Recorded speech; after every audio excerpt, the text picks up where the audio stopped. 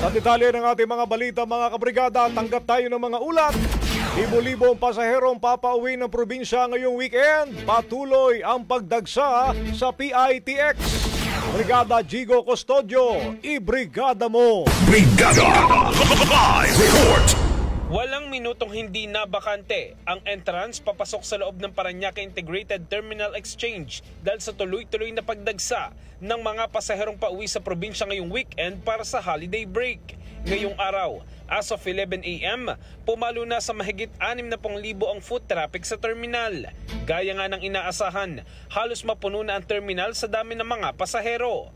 Full book na rin ang karamihan sa mga biyahe na patungo sa mga probinsya ng Albay, Camarines Sur, Camarines Norte, Sorsogon, Catanduanes, Misamis Oriental, Davao del Sur, Olongapo at Cagayan. Sa kabila ng maraming full book trips, marami pa ring pasaherong umaasa na makakauwi sila sa kani-kanilang probinsya para makasama ang pamilya ngayong Kapaskuhan.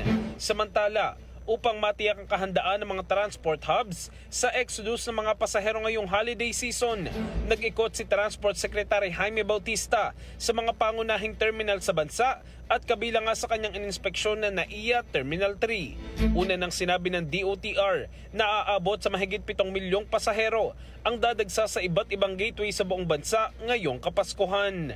In the heart of changing lives, ito si Brigada Jigo Custodio ng 105.1 Brigada News of Manila, the Music News of our